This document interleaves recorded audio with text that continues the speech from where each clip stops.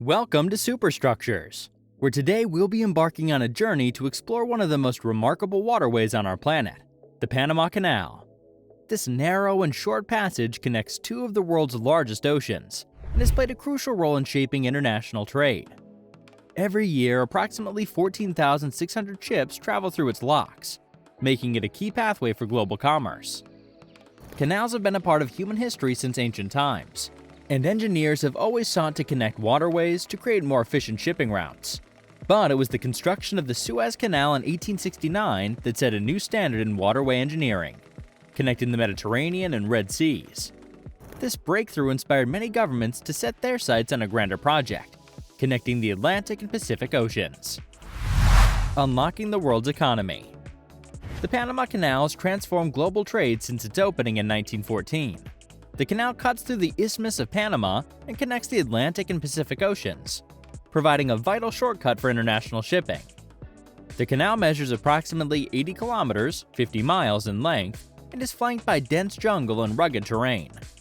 A series of locks lift ships 85 feet above sea level, allowing them to traverse the continental divide and cross from one ocean to the other. The canal provides a more cost-effective and quicker means of transportation for goods between Asia, Europe, and the Americas. It's also made it possible for larger vessels to transport goods, increasing the amount of cargo shipped through the canal. Before the canal was built, ships had to make the long and dangerous trip around the southern tip, Cape Horn, of South America, a 15,000-kilometer journey that could take months and was fraught with peril. With the opening of the Panama Canal, the world became smaller, and trade between nations increased dramatically. Today, the Panama Canal remains a vital waterway for global trade. Every year, thousands of ships pass through its locks, carrying everything from cars and electronics to oil and grains.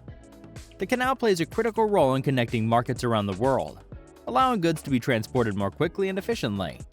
It's also an essential source of revenue for Panama, generating billions of dollars in tolls each year. This money's been invested in infrastructure, social services, and healthcare. It's also created job opportunities, directly and indirectly, for thousands of Panamanians.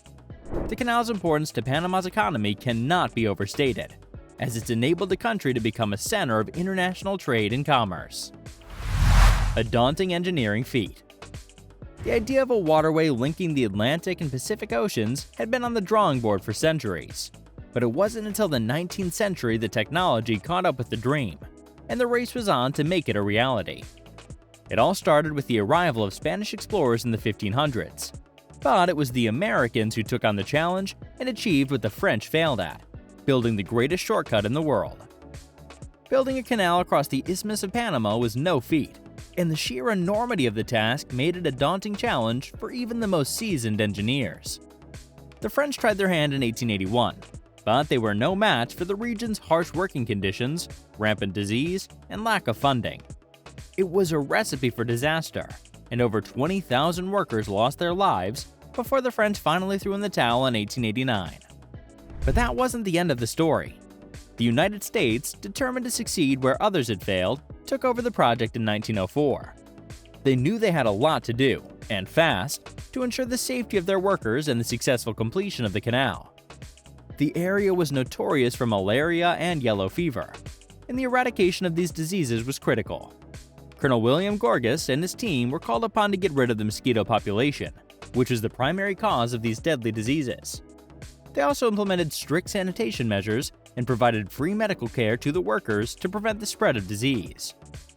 With the health crisis under control, engineers focused their attention on the construction of the canal itself.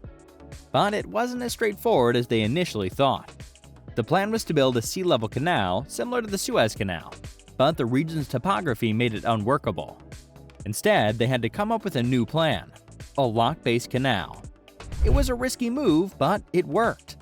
The lock system allowed ships to safely traverse the canal, including the artificial gate and lake, which was created by damming the Chagres River.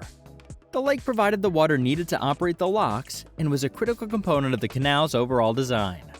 The lake was also used as a navigation channel for ships, allowing them to bypass the locks in certain areas. The lock system required an enormous amount of concrete and a great deal of precision. Each lock took several years to construct, and the molds had to be positioned correctly to prevent leakage. Building the locks was a slow and painstaking process, but it was worth it in the end. Expanding greatness. In 2007, Panama began a massive expansion project that would double the capacity of the canal, allowing for larger ships to pass through. The expansion project cost around $5.25 billion and included the construction of new locks on both the Pacific and Atlantic sides of the canal, as well as the widening and deepening of its existing channels. The new locks are 70 feet wider and 18 feet deeper than the original locks, allowing for the passage of Neo-Panamax-class ships, which can carry up to 14,000 shipping containers. The expansion project was completed in 2016 and has since had a significant impact on global trade. Despite the successful expansion of the canal, there have been challenges and controversies surrounding the ownership and operation of the canal. In 1977, the US and Panama signed the Torrijos-Carter Treaty, which returned ownership and control of the canal to Panama. The treaty also stipulated that the canal would remain a neutral waterway, open to all ships regardless of nationality. In recent years, however, there's been concern over the influence of China in the canal's operations. In 2019, a Chinese company, China Harbor Engineering Company, was awarded a contract to design and construct a port on the Pacific side of the canal, sparking fears that China would gain too much control over the canal.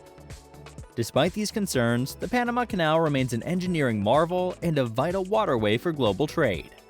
The canal's transformed the way goods and people are transported around the world and continues to be a critical part of international commerce. If you enjoyed this video and want to see more content on incredible structures and innovative technologies, be sure to subscribe and hit the notification bell. Thanks for tuning in with Superstructures.